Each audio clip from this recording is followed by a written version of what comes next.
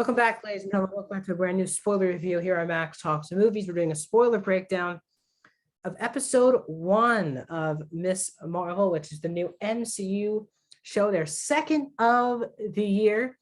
I'm going to do these breakdowns every single Wednesday here on the channel. So if you're new to the channel, please subscribe, ring the bell. I do TV show reviews like this, movie reviews, box office breakdown shows every single Monday, and other monthly movie rankings. So please subscribe and ring that bell so you're notified when those videos drop. Comment down below. First of all, before you even started watching this first episode, let me know. Were you excited, not excited? Did the first episode grab you already? Or are you just going to be hoping, are you watching just to understand the connection to the Captain Marvel character? Or are you just watching because you're just excited for a new MCU show? Let me know your thoughts in the comment section down below. And also please like the video, the thumbs up. And that's how you support the channel the best way. Helps the algorithm so more people will be headed towards our community here on Max Talk Movies. And they can subscribe and join us on these reviews. So I was not, this is a full spoiler review. So if you have not seen episode 1 of season 1 of Miss Marvel, please go away, watch that first episode, then come back here and we're just gonna talk all spoilers. This is a show that I was just not pumped about. The trailers didn't really hook me. It wasn't that I wasn't excited, I just wasn't like pumped like I was for a show like Moon Knight or WandaVision or Loki. Obviously those, and that's what I want to talk about in a positive way, what this show does. But again, this is all new characters. We'll get to a returning character who comes back at the very, very end of the episode in a post-credit scene.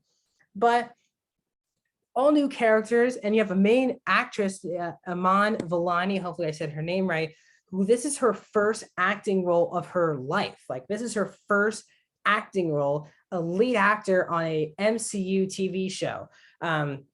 Amazing opportunity for her. So it was interesting to see her, but again, I didn't really I thought maybe one trailer, maybe two, but nothing much. So I was actually just going in here hoping for a nice pleasant time, and let's get into it. This is one of the easiest MCU shows to watch, really from start to finish.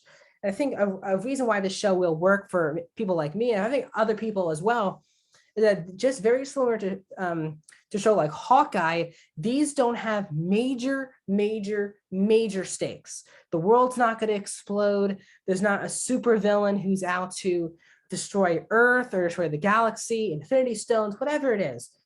It's a simple coming of age show. And that's what this first episode really is about, is meeting Kamala Khan, understanding her family, the way of life that she is currently living, the expectations that really her mom puts on her, her friendship with Bruno Corelli, played by Matt Lintz, and also her gaining superpowers via family lineage. So this literally is a coming of age story that I think was a breath of fresh air for the MCU. Even though Spider-Man was definitely a coming of age type high school film, because you kind of know the Spider-Man story, it's not just an original idea. It's cool to see a character that you've just never seen before and getting a coming of age type story. And the biggest reason why this first episode works for me is Kamala Khan herself, Iman Vellani. She is fantastic to a point where, again, I feel like Kamala Khan is a real person. That's how great of a performance this is. And character-wise, she just feels like a person that you would know at your high school or just anywhere in life.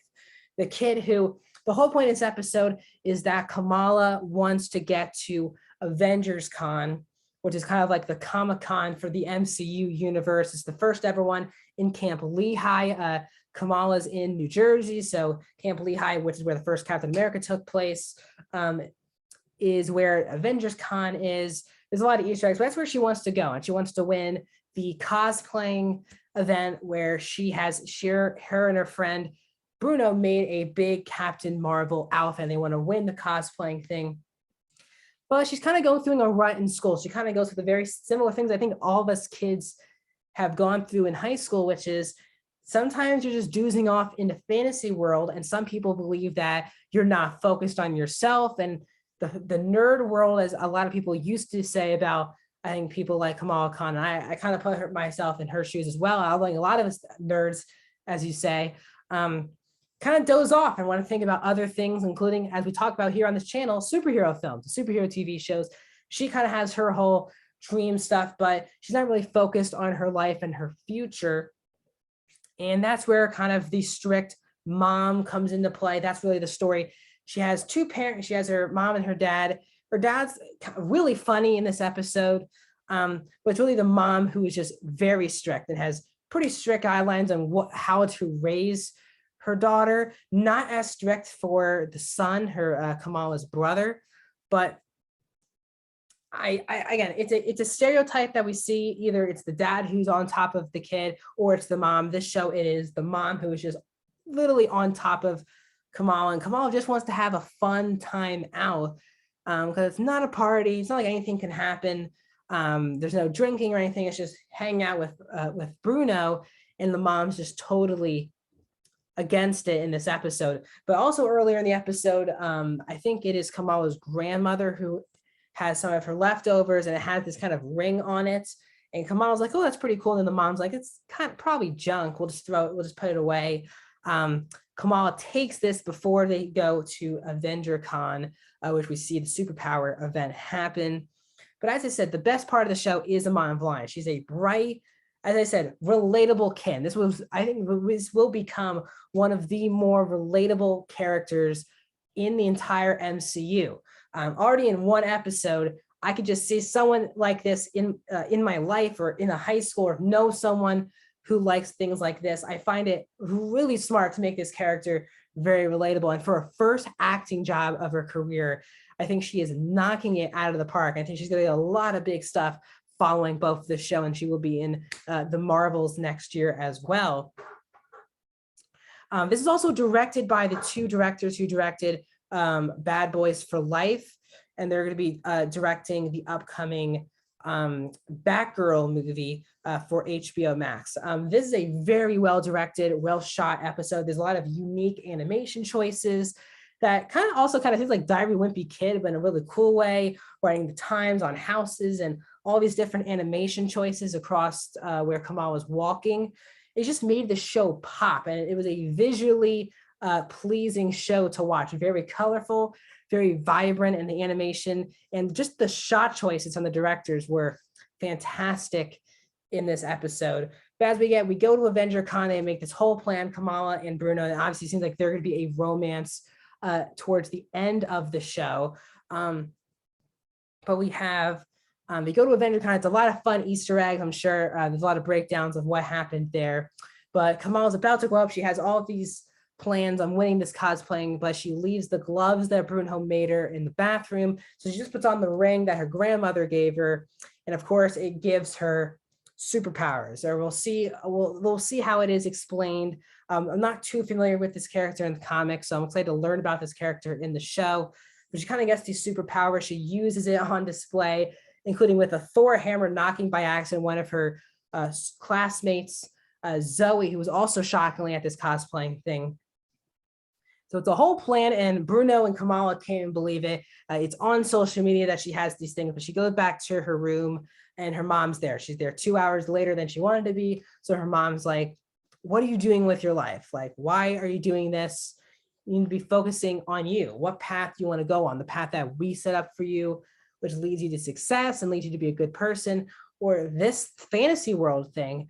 And I do feel like the show is going to find a perfect balance of, you need both in your life. Both the parents can't be this overbearing, but they also, you need them as support people. So I thought they're doing a good job really building this, I think, loving relationship coming probably at the end of the show with Kamala and her mom.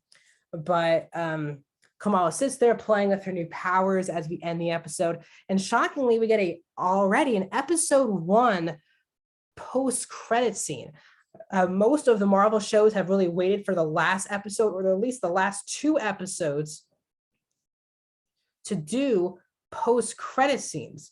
But we get a post-credit scene here, and we go back to the Department of Damage Control, where we meet the character Agent Cleary, played by Ariane Moayed, who we now learn, Agent Cleary, who interrogated Peter, Aunt May, MJ, and Ned in Spider-Man No Way Home. Now Kamala is on their watch. So we end the episode with Department of Damage Control and Agent Cleary coming back from Spider-Man No Way Home. And as they are now going to try to bring Kamala in because her powers are on full display in front of Avengers Con. And of course, they want to know what is up. So I found this to be a breeze of a 45 minutes. I don't think 45 minutes. I don't think this is anything. Again, it's one episode. It was for me a really good way to start the show with a character that I already care about. Is a great way to start the show. Based on IMDb, it only says that this is a 6-episode show.